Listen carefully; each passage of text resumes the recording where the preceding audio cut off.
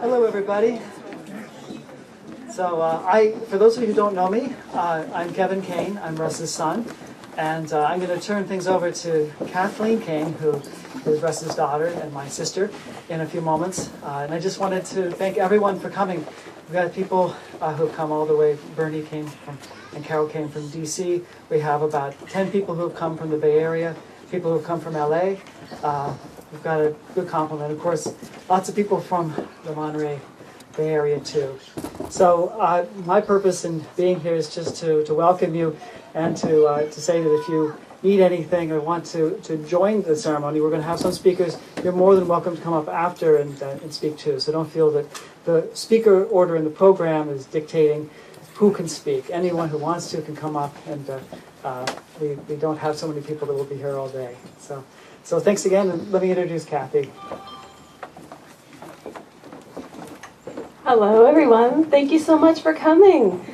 I know that I would have liked to have met everybody in the same situation with my dad here. It would have been nice. It would have been nice to hear all the stories and to meet you all individually, but I don't think he would have stood for that. I think he would have really resisted that, so I'm glad we can finally do it.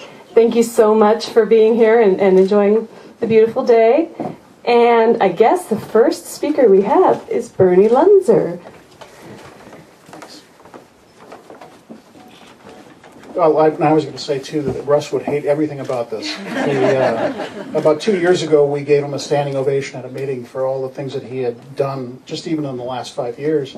And he turned beet red, and you could just tell that he didn't like it. He didn't like it.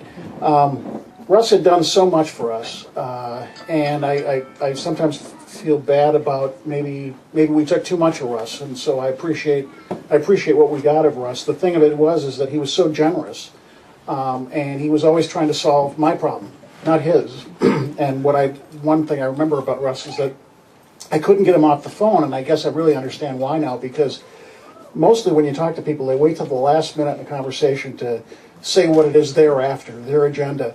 Well, Russ didn't have his own agenda, so he never knew how to finish that phone call. But he was also a fellow nerd, and he probably understood technology and abused it in ways that no one else really could. He helped us with things and got things done that we're still looking for some passwords, I should add, too, if anybody knows those passwords. But more than anything, what I'll remember is a very generous man that never thought of himself and always was there for us. We will miss him, and he's the kind of person that will be missed by a lot of individual people, certainly within the Guild, and I can see here today far beyond the Guild. So, thanks. Thank you very much. So we have Jim Nakashima next. Jim. The two grandpas.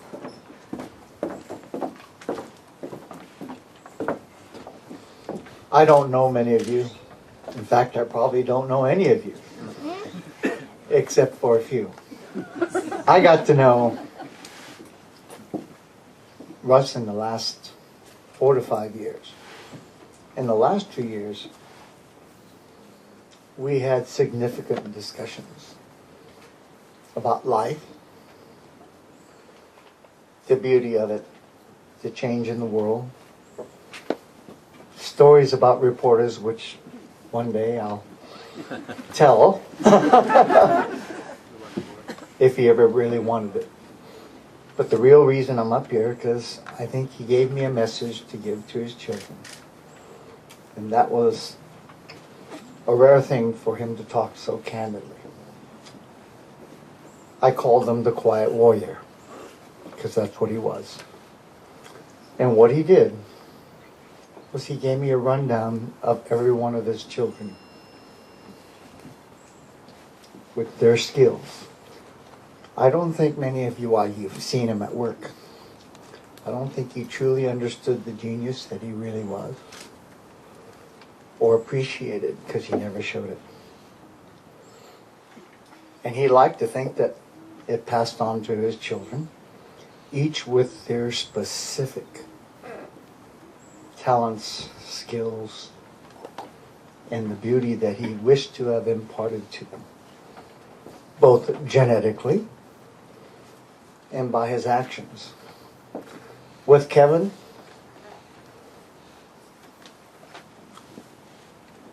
you were the visionary. He said that you could see things others couldn't see, and you could take something with technology or electronics and make it into a reality that people could understand. He liked to think that that came from him too, because he wanted to be part of that dream. To Paul, his love for you was based on the fact that music was his soul. That's what kept his mind at peace. Opera, and you gave it to him. But he said, my God, you know, he has the perfect pitch. He can play so many instruments. And he understands the mathematics of how to make music dance. It was a beautiful statement for him to understand his own children that way. I looked at Paul in a different way. He can take a piece of wood and make a piece of art. He can build things. But he always saw the picture in his mind. That was his genius, and he gave him his music. To Kat, he says, you know, Kat took my vision. He took my eyes. She can take a picture and take it the way I took it, where the pictures told the story. He says, pictures don't lie. When you develop them, they lie. But he says, pictures in its raw state. That's why he never really tried to fix up a picture. He let it be what the picture said.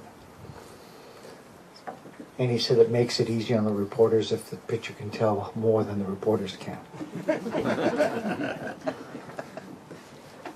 And then finally, his grandchildren. With Aiden, he said to me, he says, you know, he's got everything that it takes to be a success in life. He's smart. Okay. He's disciplined in his own way. He says he couldn't be better than I could hope for. And he hoped that he was able to be part of your life. And he was. To Autumn, he said you were the quiet one. And your skills and intelligence was in a different direction. But my God, you had those skills. And then the last 2 years, we joined forces to know about my granddaughter. His granddaughter was Pele. And he held Pele so tight. And he loved her so much that he knew he could make everything okay. As you can see, we had our coffees. And I think he wanted me to tell this story for you all to understand his family, his children. Because it was pretty special to him. Because he left a big part of himself to that. To the rest of you, he left his professionalism, his skills, his love. He made me appreciate what unions were about. The difference of mission, which we all agreed to. He had a lot of respect. And even now I pick up the phone to call him and ask him, hey, do you think that you can help me pick something out? Because I always knew that he'd lead me in the right direction. And I have to catch myself.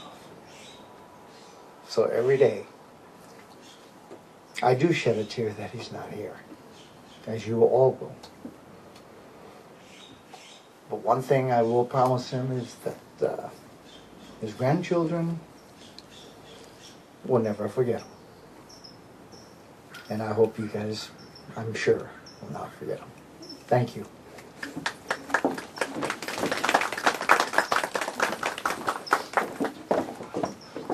Thank you, Jim.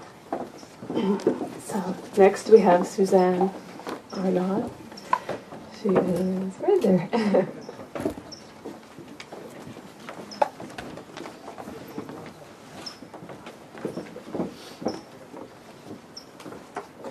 I'm the emotional one, so if I start crying, bear with me. I'm actually here to speak for Luther Jackson, who was the executive officer of the San Jose Newspaper Guild for many, many years, and I worked for the Guild for 43 years, so I knew Russ from the day he walked through our door and said, I've got a good organizing job for you guys in Monterey, and he never, ever let us down, and he was my rock for 43 years, or 40 years of my 43-year career with the Guild. But Luther, unfortunately, could not be here today because he had plans to see his elderly mother in New York with his son and couldn't change his plans. But he wrote some words and asked me to speak them for him. So this is from Luther. I'm sorry I was not able to be with you today. My son Martin and I are in New York visiting my mother. I don't think Russ would have approved of our mode of transportation. Why fly to New York when you could take the train? There's a lot to say about Russ. He was the perfect local union leader. He was an excellent newspaper photographer who always brought a great deal of skill, dignity, and professionalism to his work. He was a compassionate, tough-minded, and tireless advocate for union members. He was well known and respected in the community. Intellectually, Russ was a genius, pure and simple. He was a Renaissance man in the Da Vinci mold. He had a restless intellect that was manifested by constant tinkering, inventing, and questioning. In that way, he was like Mozart or Ellington, never satisfied with rote or repetition. But fortunately, Russ was quite generous with his intellect. I learned so much from him. I thought I knew something about trains until I met Russ. I love the description in Carl Hall's brilliant tribute to Russ of how he was cleverly able to combine a train or mass transit experience with many of the union meetings he attended. Russ was overjoyed when Caltrain extended its commuter service south to Gilroy. Now he had a new way of getting to San Francisco for meetings. And Russ was probably one of the first folks in the Bay Area to get a Clipper card, allowing riders to transfer from one mode of transportation to another without having to constantly dig in your pocket for change. I thought I knew something about opera until I met Russ. His enthusiasm and knowledge were infectious, and he was principally responsible for turning me, a lover of Mozart and Handel, into a huge fan of the Ring, a ring nut. I will never forget attending the San Francisco Opera 2011 Ring production with my son Alex, Russ, Kevin, and Megan. This was Russ at his finest, bow tie and all. We even had dinner at Max's Opera Cafe and sat a few tables away from several of the cast members. As a parent, I am always looking for role models to guide me. Again, Russ taught me a thing or two. I am thankful for the way he loved and appreciated Kathy, Paul, and Kevin as unique individuals. Nita said that Russ took them to the opera as they were growing up, but he selected specific operas that he knew each of them would enjoy, those that fit their distinct interests.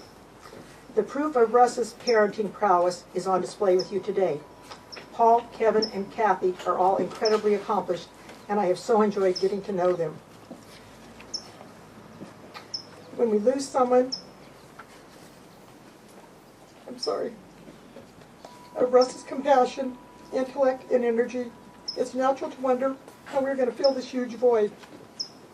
My suggestion is that we all pledge to become a little more Russ-like. Here are 3 things on my list. Number 1, I will ride more trains, and I will use my Clipper card whenever possible. 2, I will attend more operas, and when I'm in San Francisco, I'll dine at Max's whenever possible. 3, I will get to know my sons a little better and love and honor them as unique individuals.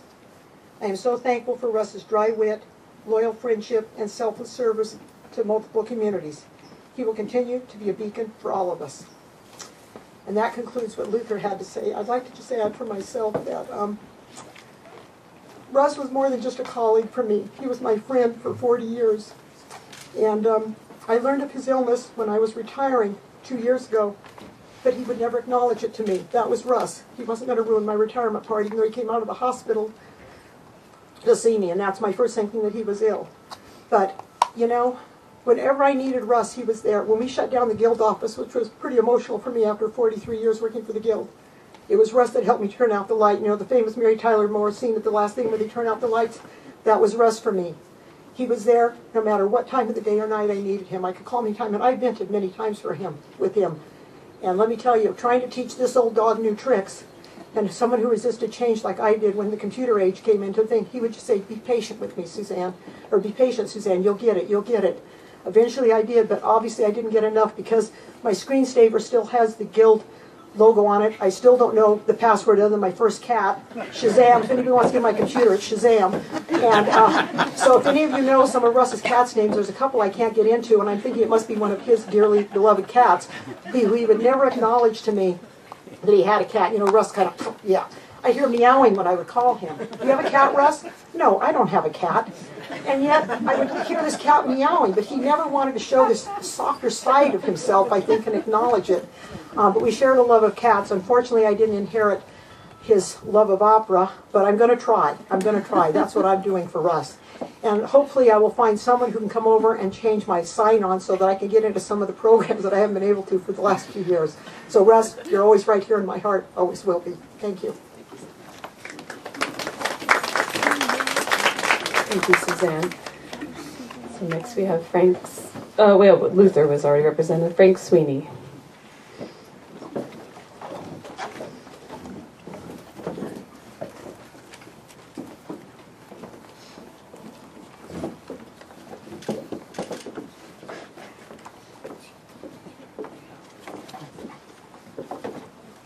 Hello. I was privileged to know Russ as a great friend and a Guild colleague for 39 years. It goes back to 1974 when I was nominated to be vice president of the San Jose Newspaper Guild. It was at a membership meeting, and Russ was there. As I recall, they had just gotten their first contract in Monterey, and at the time it was the best first-year contract in Newspaper Guild history. Russ was always thinking 2 or 3 steps ahead of the next guy, which is why he was so successful in what he did. And he served as vice president of our local in 1980. He was president for 2 years, in 84 and 85. He was on the International Executive Board of the Guild, and he was a longtime president of the Newspaper Guild's Western District Council. He was an institution in that. One of his legacies, as you've heard, is the computer. Russ brought San Jose into the computer age, followed that up by bringing the international into the computer age, and helped countless other locals, I don't know how many, entered the computer age. And I think, although I'm not sure, I think he was self-taught in the computer. I don't think he ever took a class. Russ was a force at Newspaper Guild conventions. He was an expert on parliamentary procedure, and I learned so much about parliamentary procedure from Russ. I spent 23 years as secretary-treasurer of the San Jose Newspaper Guild, and all that time I always believed that Russ would do a better job. Problem was, he was in Monterey, the Guild office was in San Jose, 90 miles away, and somebody had to sign checks every week. And so that wasn't very practical. So I ended up signing about 30,000 checks over the years, and Russ stayed down here. Conventions were mentioned, and train rides were mentioned. We all know Russ was a big train buff. But he liked to experience these things. After the 1983 convention in Cleveland, Russ and I hopped on Cleveland's brand new Shaker Heights trolley to ride it to the end of the line and ride it back just to see what it was.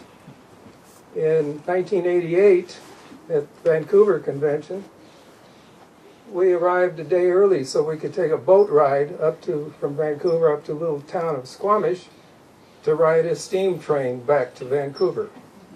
Made a nice little introduction to Vancouver. We also, I think we all know how Russ worked so hard at everything he did. He was legendary for getting along with very little sleep.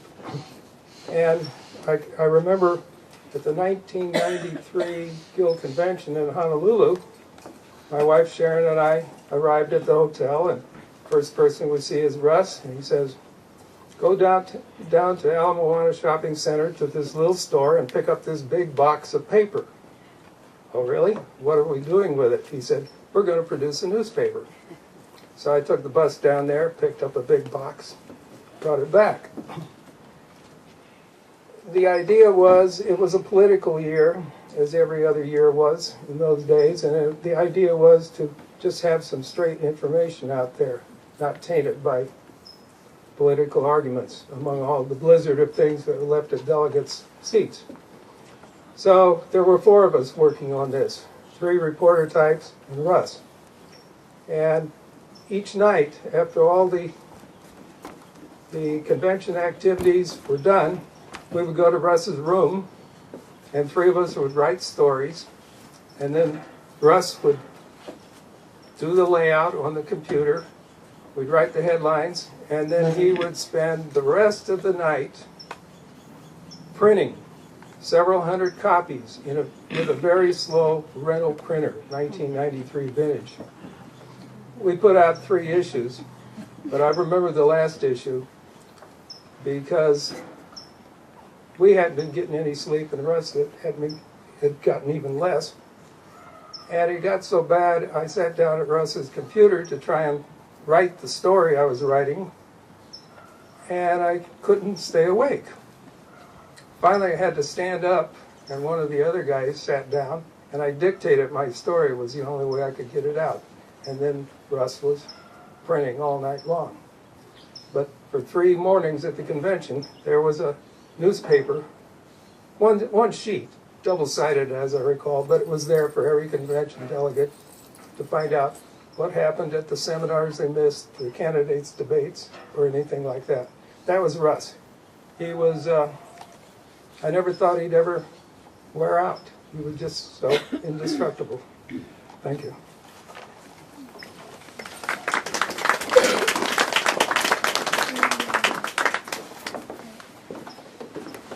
Thank you, Frank.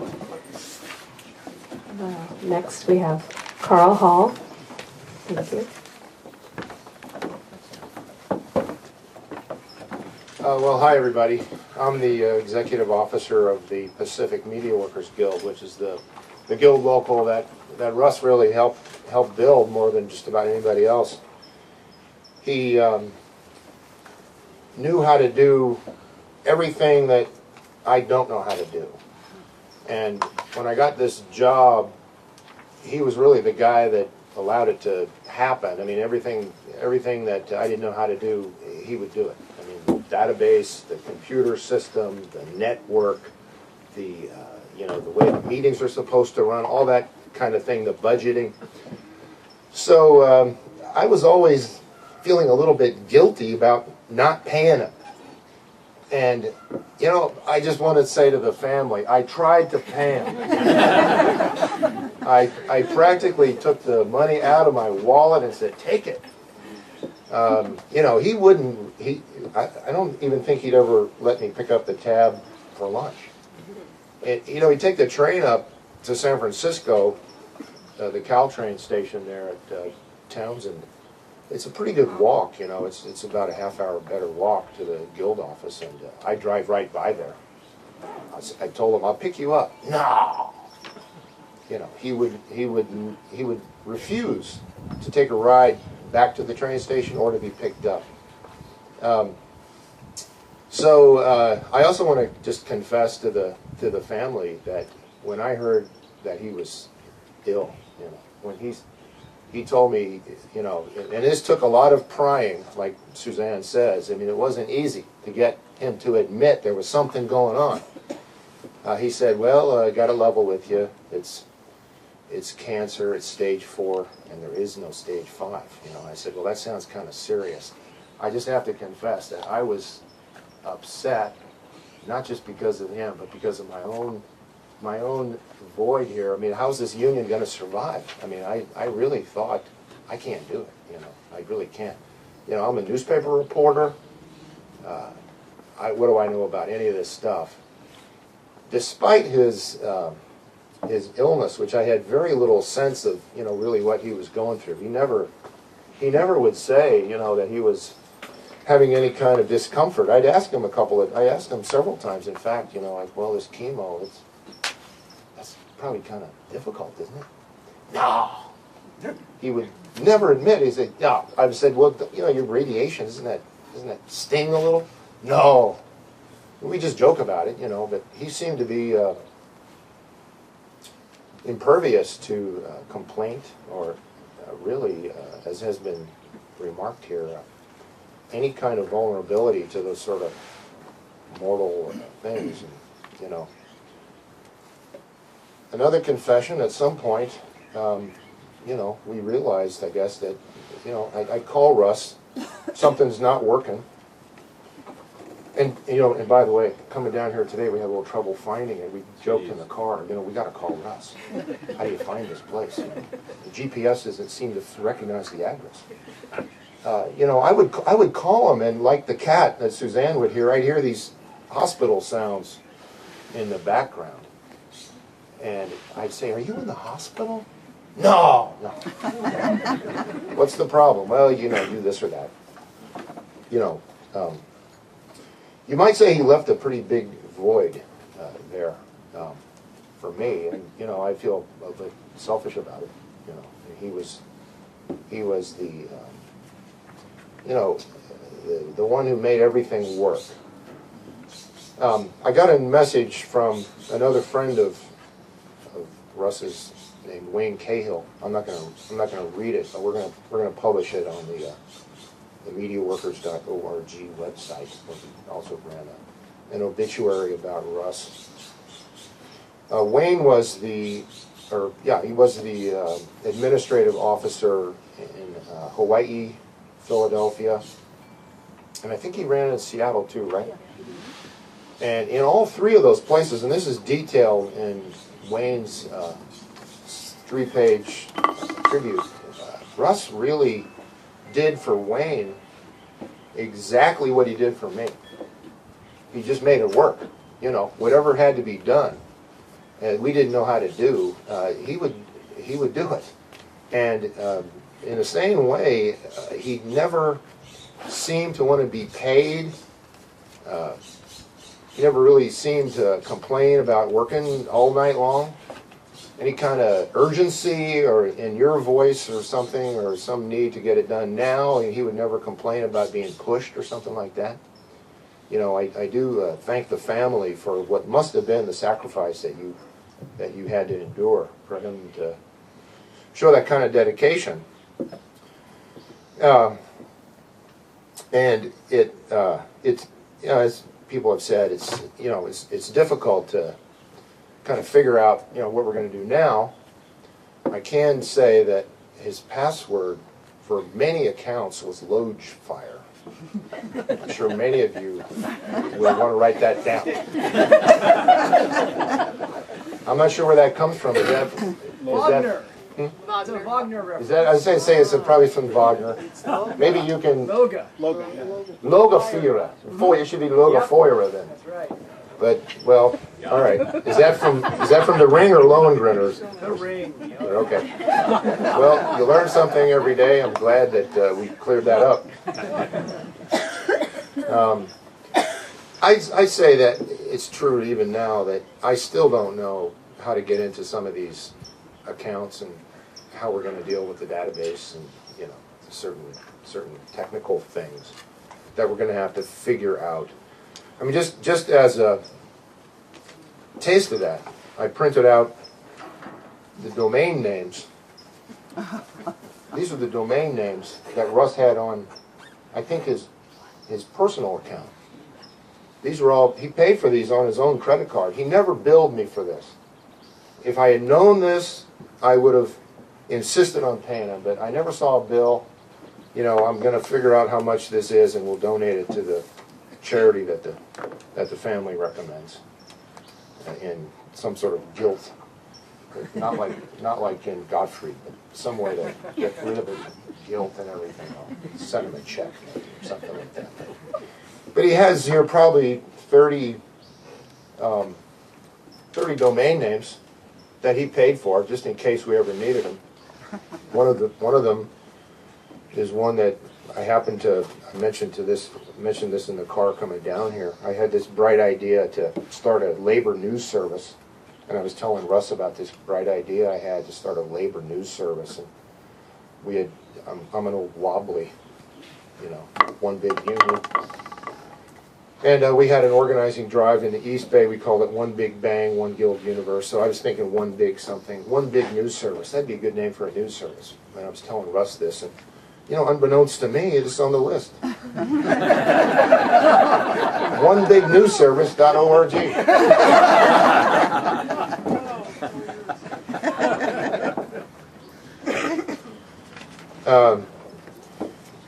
I too thought I knew a little bit about opera. You know, I'm not like this crowd. You know, I mean, like Logefire. I didn't know that was from Wagner. You know, I did go to that ring cycle that Luther mentioned. And, you know, I mean, I'm such a country bumpkin. You know, I was like, wow, Traviata. And Russ was like, oh, those chestnuts. He's talking about, you know, St. Francis and operas like that. I mean, he was way above the average in just about everything that he did. I mean, he invented the computer system of the union that represents computer communications professionals. He invented that, really. I mean, he did. There was no knowledge in our ranks of networks and modern computer-based communications, and he brought that in. And still to this day, really is the architect for the system that we use, and how we're going to figure that out, I do not know. I just thought I'd, you know, thank everybody for his friends and family for, you know, tolerating his absence. I'm sure he was there for you too, but I mean, so many times I called him. He must have been having dinner or something. Was he always running up from? He didn't eat dinner. He never ate dinner. Never ate anything. I thought I'd just end here by announcing that we're going to, in August, I think, at the Guild meeting in San Francisco, rename the, not rename, name it. We have a student program, and we run scholarships for students, and we run a summer program for journalism students. We try to educate the student journalists that you actually should get paid for doing this kind of work. And Russ was a very big fan of that idea, that we need to educate the children, like these children here. Get paid for your work. You're worth it.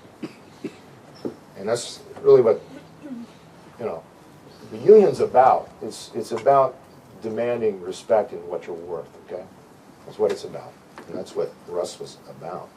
So we're gonna rename the scholarship program, the student program, after Russ, and we're gonna put up in the Guild office this photograph that Frank Sweeney took, I think, right, Frank?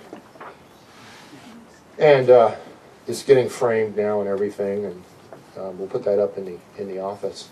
I thought I'd, you know, besides just apologizing and everything, saying thank you and to everybody, make just a commitment. You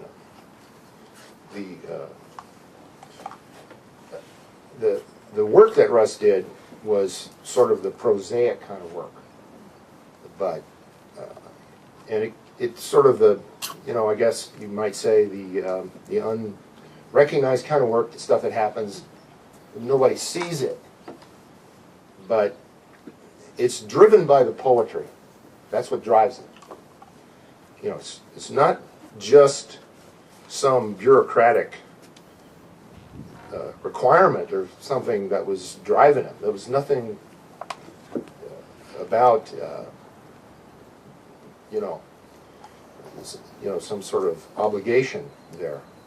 It was driven by some kind of poetic, musical faith in doing the right thing. So, I thought that it might be appropriate to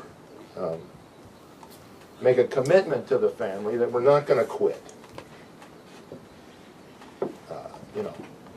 The students will keep it going if we can't. Somebody will figure out the password if it's not Logefire. We'll find a way through probably the darkest hours of the union business. I mean, I joke around, if you want to put two words together that spell trouble, try newspaper union. We have to somehow, like it was said before, become more Russ-like and just get the work done and not give in to the weakness, I guess, or something that makes you just kind of want to hang it up. He would never do that, so we're going to keep the newspaper guild going at least through the end of August, and I think the students and maybe even the people here will assist with this. I think the ultimate tribute to Russ Cain is just to keep a social justice movement going in our piece of the American economy. It's a real honor to be here. Thank you all very much.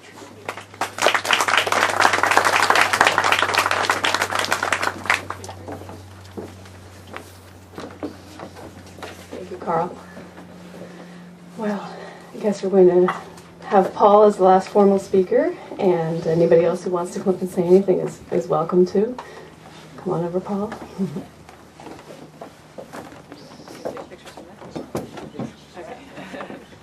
This is what Dad would have been doing this entire time. There we go.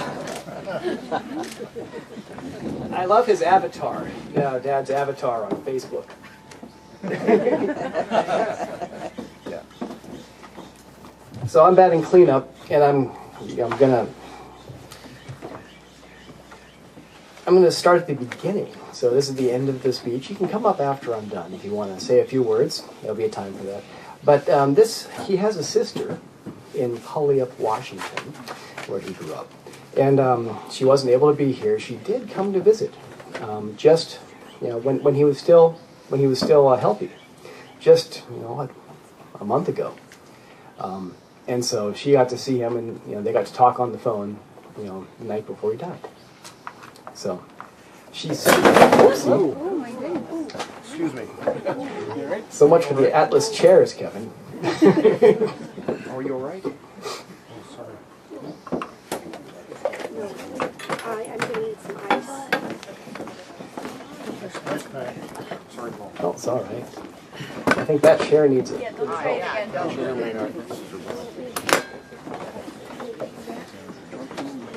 Bruce, pretty good. Oh, so sorry. It's all right.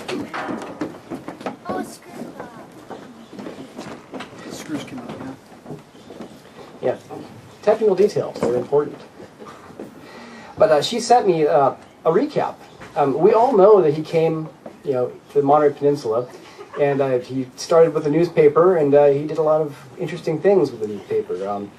He actually, I like to think that the Army brought him here. The Army saved him from a life in the clergy. He was actually heading towards the monastery when he was drafted. And he was in the Army for 5-6 years, and I like to think that my mom saved him from the Army. Worked out nicely for me, my brother, and my sister. But what happened before then? Well, Russell Lynn Cain was born on September 22nd to Michael Lindo Cain and Gladys Dell Livingston, I presume, and in Summer, Washington. Mitchell, his father, was currently in the Army, serving in Germany as a medical aide. He was discharged in 1944, and which enabled him to live his final years. He only died a few years ago in a veterans pioneer home in Washington. So his sister was born dad was born in 42. His baby sister was born in 1944, Gloria, and she's writing this. When our father was in the service, he started an act as a magician playing USO shows. After his discharge, 4 of us traveled in an old converted milk truck. Before his dad was in the Army, he was a milkman. And he converted his milk truck to a traveling vaudeville wagon. And they traveled. It was the Great Cain and the, Great Cain and the Queen of Magic. Anyway, the truck was converted into a couple of bunk beds for us kids. Gloria always slept, but not Dad. He always stood behind the front seats and talked and was afraid he'd miss something if he closed his eyes. We traveled like that until Russ was of the age to start first grade. At that time, we went to live with Mitchell's parents, who lived on the family farm above Sumner. So Dad actually had a rural upbringing. He would actually drive a mule train and herd cattle and things that I would never have suspected him to do. It's a far cry from websites and content management. Our parents left us and continued their lives as magicians and traveled the U.S. doing magic shows. They seemed to like living together with their grandparents. The house had no indoor plumbing, but the barn had cows, sheep, rabbits, and chickens. My grandfather, Lynn Cain, and his wife, Lynn Cain, moved sometime the next year to Tacoma, Washington, to a larger home. And Dad lived in Tacoma until he came out here. Russell and I lived on their sun porch with some uncles. So when Gloria was ready for kindergarten, the grandparents couldn't take care of them anymore. So they found a home in Tacoma that boarded children, a foster home. Most of the children that were boarded were welfare children there. There were 3 rooms in the basement that held bunk beds. The large room in the basement held a bar area, a sink, and that's where they fixed our meals. There was a large bathroom in the room Russell liked because it had a swing set. It was surrounded by a white fence. There was also an upright piano. They had a large backyard connected to a large field with lots and lots of berry bushes to crawl under and explore. Lots of trees and an old building filled with all sorts of things to make believe with. The family we lived with were Alex and Al. We called Al Daddy Al. They had 3 children, and let's see, there was a definite barrier between them. They lived, my dad and Gloria lived and basically stayed downstairs, while the 3 natural children stayed upstairs. In the later years, Barry would come downstairs and play with us. Not only were the boarded children there, but there were lots and lots of daycare children. Anyway, the basement area had lots of noisy kids. Our school's about 6 or 7 blocks away, and everyone walked. Sometimes in kindergarten, Russell remembered vividly, we had an earthquake. I believe it was 1949. It damaged our school, so it was closed for repairs, and we all bused to part of Tacoma. I think they built a whole new school called Whitman Elementary. I remember not liking the central area school, but Russ adapted well. And she goes on to say how they would go by the train yard, and that really kindled Dad's love of trains. And he eventually, sometimes on the weekends, they would say, you know, Dad would get to choose, where are we going to go spend the weekend? And he would always say, the train yard. And eventually they weren't really into going to the train yard, but he would find his own way there. And the engineers got to know him. And he actually got to bum rides on switchers and catch a train across town in the cab of the locomotive. And when the trains would go by, the engineers would recognize Dad and would toot the horn.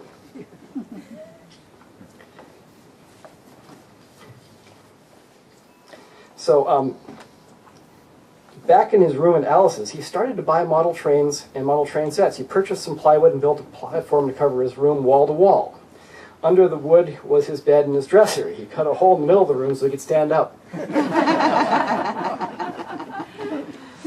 He worked on the train all the time, and he made all the parts. It was really something for a young person to do. Sometime later, he started dividing his time between going to the train yards and going to different churches. He would choose a different one each week, and he would visit it. He would tell me all about the architecture, and we would walk the grounds. Later on in our lives, he would come for a visit, and we would go look at the old buildings. I loved going with him and looking. He had no idea just what I saw, but it was fun. Although my brother was great and could do anything, and I loved living there with him, even though at school, when he saw me, ignored me. I lived there till I finished 9, and I went to live with my mother and stepfather in Sitka, Alaska, and wanted to come live with them there. So they split up for a while. She returned to Tacoma later on to live with Alice. And let's see here. Cut to the good stuff.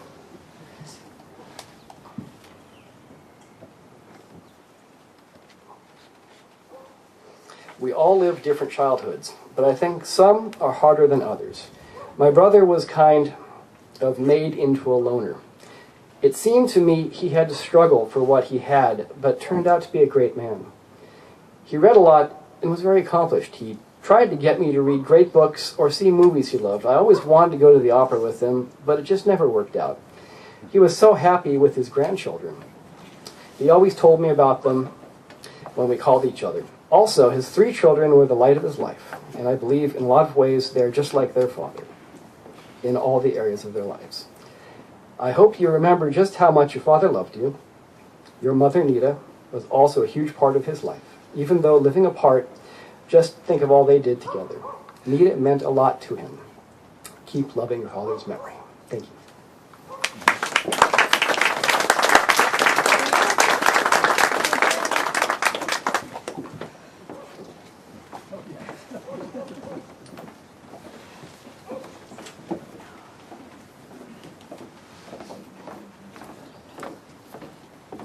Well, thank you all. Sorry about the minor accident there.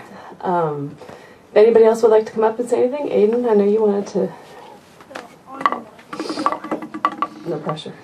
No pressure. So, thank you.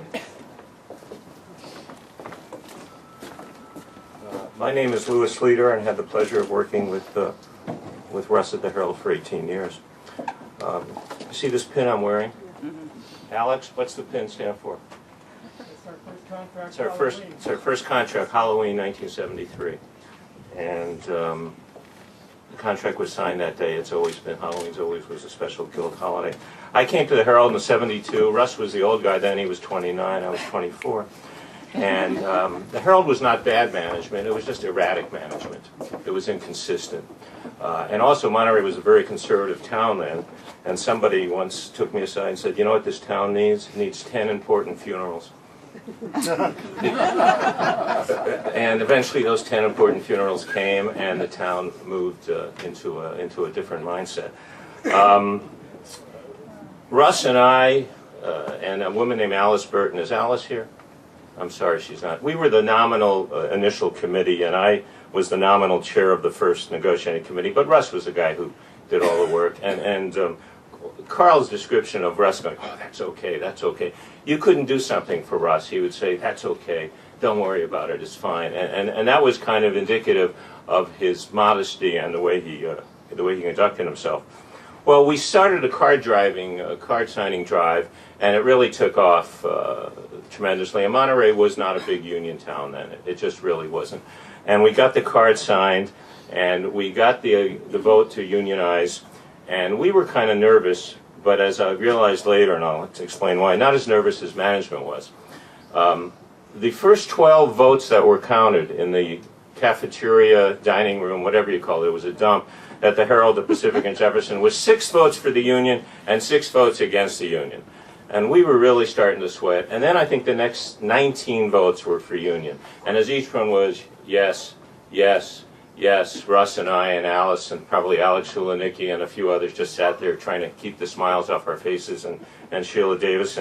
And each time management sunk deeper and deeper into the chair. The vote was something like 76 to 17 to unionize, which was just unbelievable. And then we set out with the hard task of getting that initial contract, and we persevered. And Russ was just tireless. I mean, I'm kind of glad I was single then, because as much time as I spent with Russ, I would have gotten divorced by the time that contract was negotiated. We got the contract. The union said it was the best initial contract in labor guild history. And we were damn proud of it. And then we began to enact the provisions of it. And it was a hell of a good contract because the Herald was all over the board. Some people were getting $7 a week for auto. Some people were getting 17. Some of the artists were making 110. Some were making 190. And there was a guy upstairs who you were instructed at Christmas, if you got any bottles of booze, you took them up to him. You know, so in those days, journalists accepted stuff. We then did a second contract, and it was also a good contract. I think we had to take a strike authorization vote each time, but there were two good contracts. And then I left. I was a reporter in San Francisco for a number of years, and I came back in management. Well, it was difficult for me because my sympathy was labor. I had been raised in a very strong union family, and my sympathies were with labor. And but I was now the city editor, and there's a joke about newsrooms that the assistant city editor is a mouse training to become a rat. So the city editor, you know where that is. So there were two people besides Russ who were incredibly instrumental for me and inspirational, and that was Gene Bryant and Bill Davis. I learned more from Gene Bryant and Bill Davis, who were the guild organizers, than I'd probably learned from anybody. And they were my mentors, and it was just wonderful, and they would come down here all the time. And then lo and behold, I'm sitting on the opposite side of the table of Gene Bryant and Bill Davis and Russ Cain in a contract in the 80s. And that was not comfortable. But Russ comported himself in the same honest, straightforward, ethical, honest, integrity-driven way that he did. And I was so pleased when we signed that contract. I was probably more pleased with that than when we signed the initial contract. And Russ was there all along, and it was just difficult for me.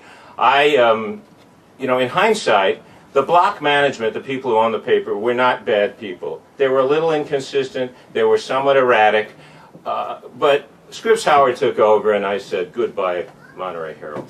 And I resigned my position. I was then associate editor. And unfortunately, that was a string of owners that I just don't think served that newspaper or its people or its management or its labor very well. And then I moved on. And one of the ironic things was when I was in management, I would get teased by some of the higher people in management who would say, Lou, if we didn't have this in the contract, we could bring someone back in after 10 hours for another shift. And I say, no, you can't. So it was that type of stuff that was good. And it was a good marriage then between labor and management. I went on in management elsewhere, and I left the Herald for the second and final time in '94, and I was in management in various newspapers for about 15 years. But those years I spent at the Herald, when we organized that guild, the excitement, the spirit, the camaraderie, the family atmosphere that newspaper had. I knew people in every part of that newspaper, and they knew me. Advertising, circulation, the press room, the printers. We used to get together for dinner on Friday when the last presses stopped. It was Friday afternoon, and we'd go and we'd have dinner in various places. They were really very special, and Russ was a gem of a person. I never heard Russ complain. We would have to sit down. I would be management, he'd be labor. It was always we could reach a happy mutual resolution, and that's the way it should be in union management negotiations. And God knows we don't have that often anymore. And I just think, in closing, I think there's something apropos that at about the time Russ passed away, the Herald took its final step to abandoning the plant in Ryan Ranch, which was such an exciting day when we moved there. The presses moved in '88, and the news and the advertising operations moved in '90. So it was almost like they were saying, you know what, we can't do this if Russ is alive. And it was like the timing of those two events, I don't think were coincidental. Russ, God bless you, and it was wonderful to know you.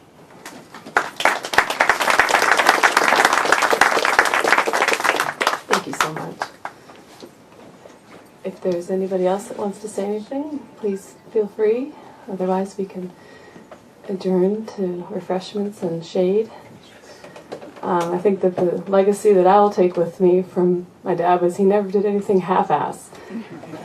He just went through, he did it all, finished it, did it the best he could, and that's what I hope to have as my legacy and my children's legacy. I appreciate you all for being here. I know he would have appreciated it, even though he pretended and scowled, and but he would have really enjoyed this. Thank you all.